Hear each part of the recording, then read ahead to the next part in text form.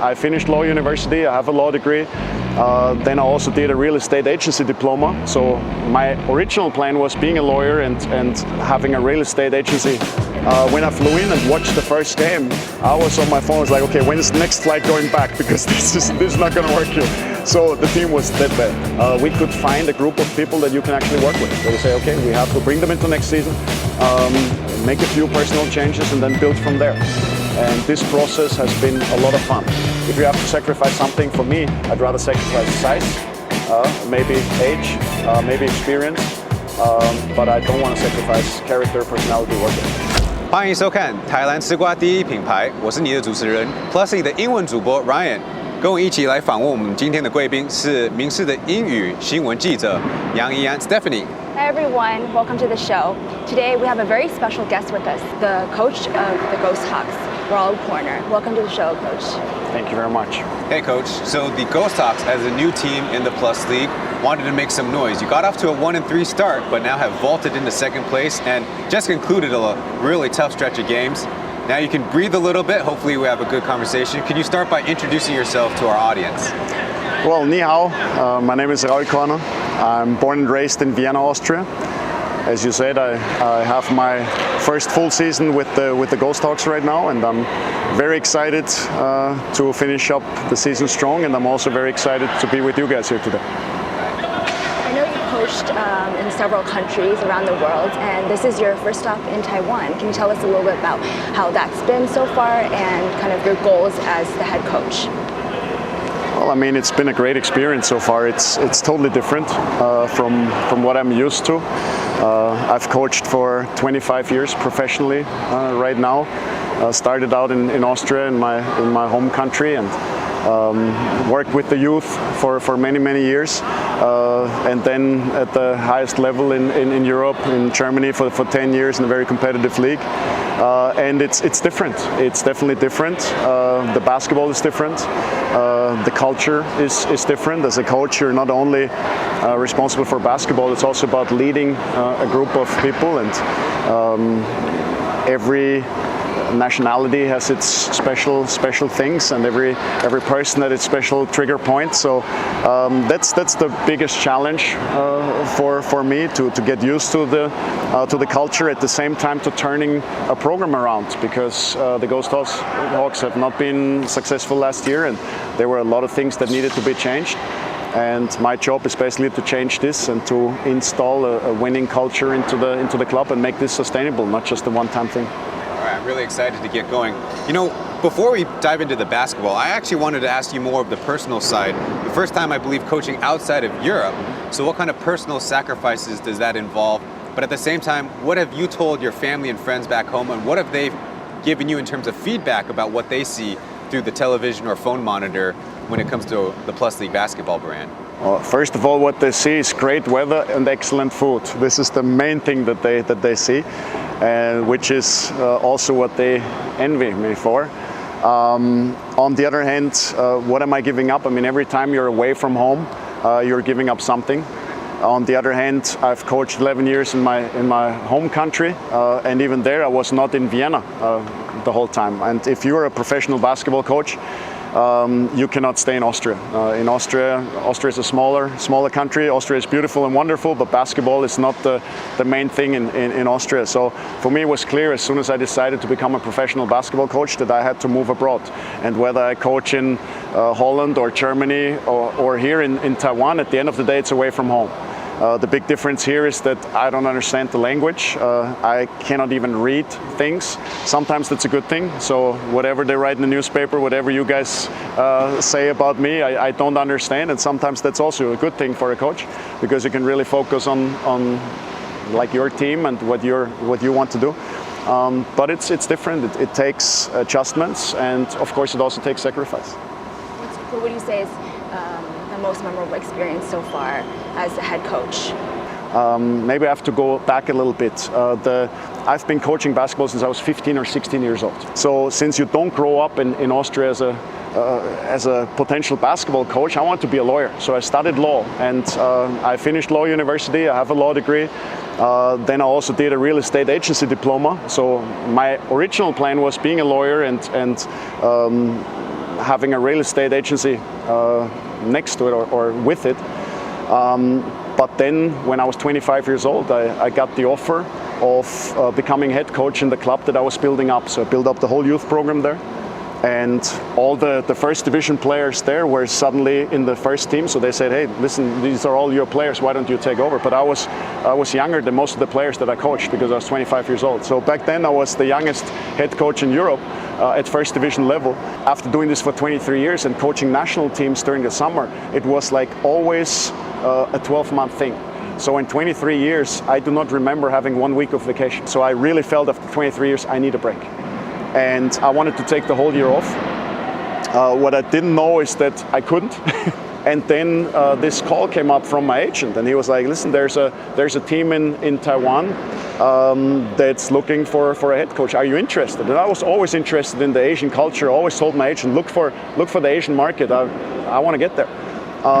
So they offered me this. I was like, listen, I'll do it. 2 months, or it was 2.5 months, maybe 3 months maximum. It's an adventure. Let's just do it, see what happens. So when I flew in, and now I'm coming to your question, sorry about the long answer. When I flew in and watched the first game, I was on my phone, I was like, okay, when is the next flight going back? Because this is not going to work here. So the team was that bad. And I was like, okay, how can you be competitive with this group? The good thing was that we had a break. So we had a little 2 or 3 week break for Chinese New Year last year, and we could make some changes on the roster and we could have some practices with the team. And the team developed. The guys wanted to learn, at least most of them. The guys who didn't want to learn are not here anymore. No? So we had to get rid of some players too, of course. There was a reason why the team lost. No? So we had to change some things, but it was so much fun to build something again, to be part of something changing and developing. That when they asked me if I wanted to extend my contract, I didn't hesitate. So I was very excited to build on what we started last season. We couldn't. The result didn't matter anymore. It was already, the season was over. No? But we could find a group of people that you can actually work with. So we say, okay, we'll bring them into next season, make a few personal changes, and then build from there. And this process has been a lot of fun. One more question. What are some qualities that all successful teams that you have built over the years? And do you think Ghost Hawks have these qualities? This is a very good question. Like, I've coached teams to 5 championships over my career, and it's not only the championship teams that are successful, it's also teams that overperform. For me, it's about a team is successful if at the end of the season it does better than what people would expect in the beginning of the season. So overperforming is the goal. And overperforming teams, from my experience, always have 3 things in common. Number 1, they're very, very disciplined. They have a high level of internal discipline. You don't have to find them. You don't have to motivate them from outside all the time. You don't have to worry about what they eat, if they go out before a game or not, about their off-court behaviors. So that's one thing. The second thing is that they have very, very strong internal leadership. So they have someone on the team who's your second voice, who controls the locker room a little bit. There's a lot of things you can do as a coach in terms of leadership, but if you don't have anybody on the team who takes ownership, you have a problem. And the third thing, all successful teams that I've coached had very good team chemistry. And team chemistry is created by personalities. And then it's my job as a coach to have very clear distribution of roles, and if players have clear roles that they are willing to fulfill, then you have good chemistry. And those 3 things, all successful teams that I've coached so far have in common. Well, follow-up question is, do you think the Ghost Hawks have these qualities that the 3 that you mentioned? We have everything to a certain degree, but not to the point where we need to be. Right? So this is something you cannot create internal leadership overnight. You cannot demand you be a leader. This is a process. You have to learn this. When I came here, I had the impression that the local players were just there to pass to the foreigners, get the hell out of the way, be quiet, and they do whatever they want to do. This is not the way I understand how a team should function, how basketball should be played. So we have a lot of areas where we have to develop. We made big steps from last year, but as I said, this is a process, and it's not about just winning here and now. It's about building an environment and building a team culture that allows you to be successful on a consistent level. So sustainability is the key word here, because when I leave this club, I want this club to be a winning organization. Now that they don't depend on me. You should never depend on single personnel, because players come and go, coaches come and go, but an environment, a certain winning mentality within a group and within an organization can remain, and that's the goal. All right.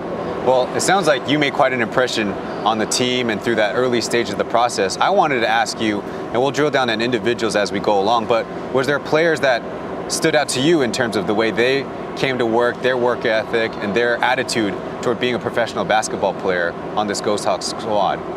Last year, of course, I came prepared, so I watched a video on previous games. And I'll take Baisa now as an example. There were games where Baisa didn't even suit up. And for me, seeing this, I did not understand why. Same with the situation with Timmy last year.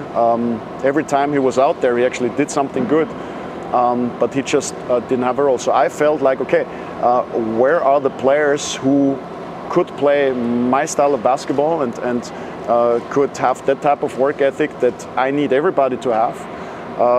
Who I can change in their role. And Baisa, I think, is the best example. He came from, 13th, 14th, 15th man into a starter and was one of our best players. You don't only need players who want to score 20 points. You don't only need players who need to play 30 minutes that they function. You also need this 13th, 14th, 15th man who knows he's not going to play much, maybe not going to play at all, who doesn't kill your locker room.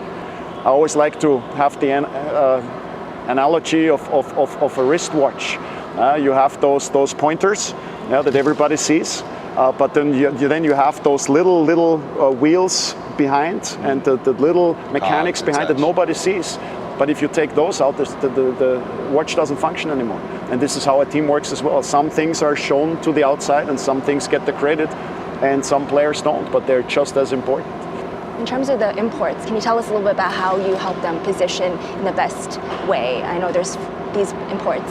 Can you tell us a little bit about how you kind of plan it and get them on court? Players, no matter if they're locals or imports, always have to fit your playing style in a way. So with the local players, the market is very restricted, especially for a team in Tainan. That's something I've learned, that most players want to play in Taipei. Because of family tradition, and they just play there, and it's a big market and all this. That's something, it took me a while to understand this, because I feel like, hey, if you're a professional basketball player, you should be able to travel 1.5 hours by high-speed train to play somewhere else. That market is restricted, so we had to find the niches for the foreigners. What do we need from them? And our team does not have enough ball handling, so we said, okay, I understand that most of the teams have 3 or 4 big men. We can have that. We need a point guard. We need a ball handler, but we need a ball handler who also helps Mao to improve. And that's how Brandon came to my mind. I've played against him in Germany. He was with Bonn there, and he's that type of player who can play on and off the ball. And who does things that Mao is not good at, and Mao is good at things that Brandon is not good at, so they complement each other pretty good. Damon Brooks played for me already 3 years in Germany.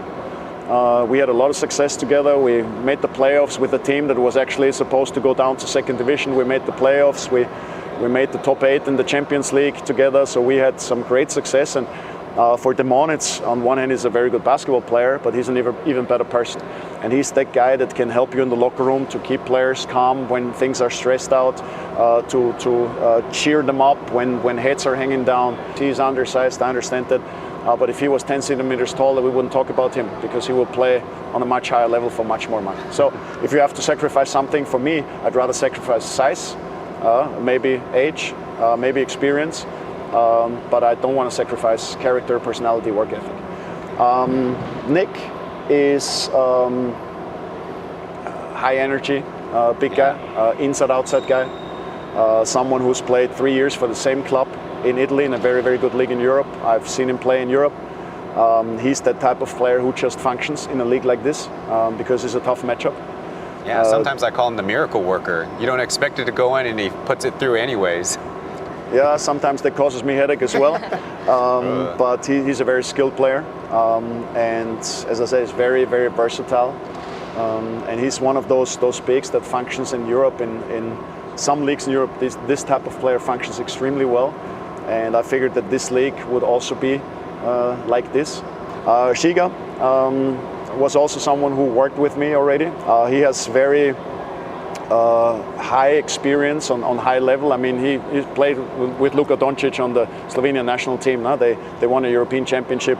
The thing with Shiga is that he's not used to playing on a team where he's asked, okay, you get the ball, now you do something. And in Asia, sometimes people have to, or players have to create by themselves. But the club wanted some size on this position, and I know that he's a very, very good basketball player, very smart. You talked about the free agency signing with local players, but I actually would like to counter that Jimmy Shong is perhaps the free agent signing of this entire offseason across the basketball landscape here in Taiwan. Could you imagine the way the team has gone without a big man who grabs rebounds at near the top of Taiwan basketball efficiency in terms of grabbing rebounds? He's also finding his spots out there on the floor offensively, and he's done a brilliant job paired up with Frazier or the other guards. Can you describe your experience with Xie Zonglong this season? So first about the signing, and this is a story that I haven't told anyone, so you get the first info about this. Ian, our GM, sent me a text message, and usually when he has players to look at, he just sends me a link as to the player, and then I go on Synergy or do my research and just watch them play. And usually I watch hours and hours and hours, and then give him a detailed, hey, this is the reason why I think he could be interesting, or this is the reason why I don't think we need him. When I saw Jimmy, it took me 2 minutes to call Ian and said, let's get this guy. So get him, sign him. The big question for me was, can he play the 4? Because he was exclusively used as a 5-man, only as a roller, only under the basket. And for Taiwanese players, the 5 position is very, very difficult to play because you always have the foreigners there. And I just didn't see him survive against those physical 5s.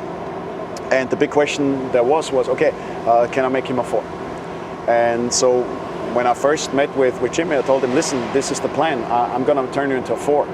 And maybe, I don't know what he thought first, maybe he thought I was crazy or something, but I think it worked out pretty good. So that was one challenge. The other challenge was that Jimmy's self-confidence was very, very low. He came from a situation where he never played.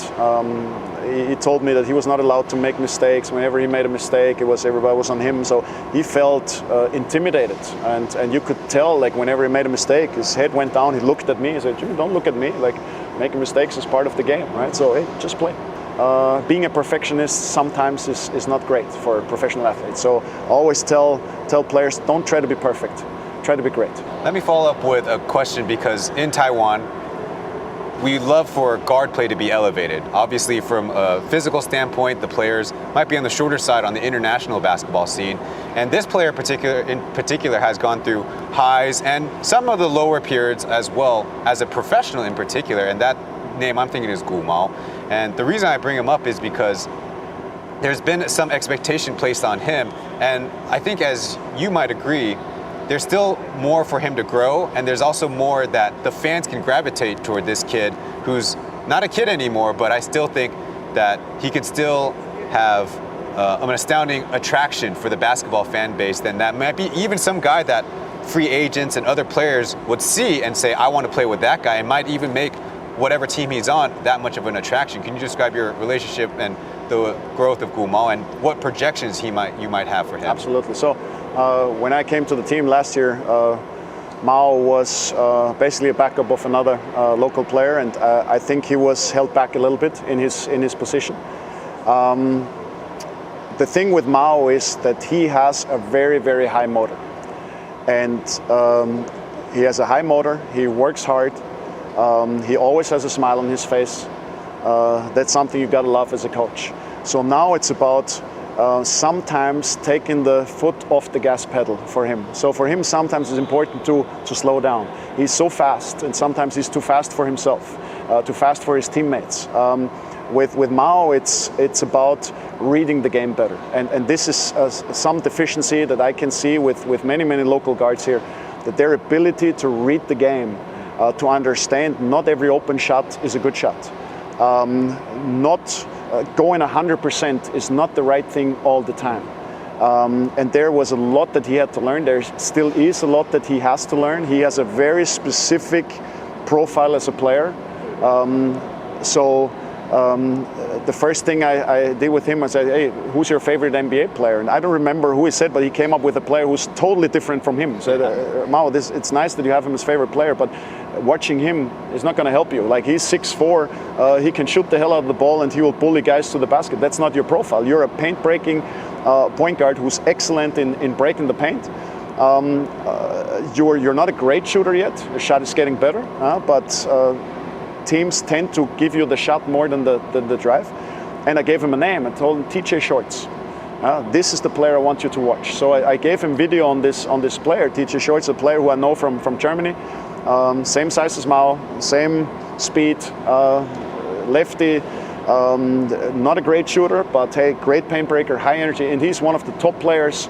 He was MVP in Champions League. He was MVP in Eurocup next year. Now he's one of the candidates for MVP in EuroLeague. So although he's small, he has the same profile of player, and this is the type that I want him to see. Say, listen, size doesn't matter. You have this motor, you have this energy, you have this ability and will to learn. There's no limit. There's no limit. But you have to understand your profile and play accordingly. And he's made big progress. We still have a long way to go. But with his personality and with his openness to learn, I have no doubt that he's going to be well, he already is one of the best point guards in this league. I think he can be the best point guard in this league. Oh, all right. Well, thank you so much for joining our program. Stephanie, is there maybe one quick thing you want to ask about Coach Korner before we head off? What are the characteristics of the Sungong University Stadium? Oh, the stadium. And what are the fans like? I mean, it's last year we played in a much smaller gym. This year coming out here, it feels more like a basketball arena. It doesn't feel like a gym anymore. It's an arena. So I think for us as an organization, it's a big step. You have a university here, so you can bring students in. You have a better access because you have the train station here. You have more parking availability.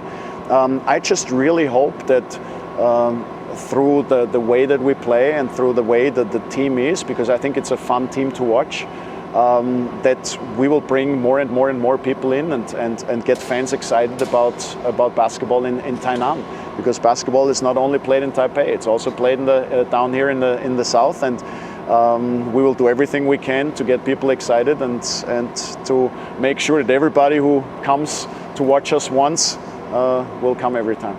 Wow, I think that's a great way to conclude and a great way to shout out the fans coming through the turnstiles and also the TSG Corporation for making the move over and having significant upgrades to the arena. I think it's really obvious that it's a great place to watch a basketball game, and the Ghost Hawks have been really proving some doubters from the beginning of the season, and we'll see how the rest of the season goes. We wish you the best of luck, Coach. Thank you very much. Thanks for coming. 好，谢谢大家收看这一集的台篮吃瓜第一品牌，我们下次再见。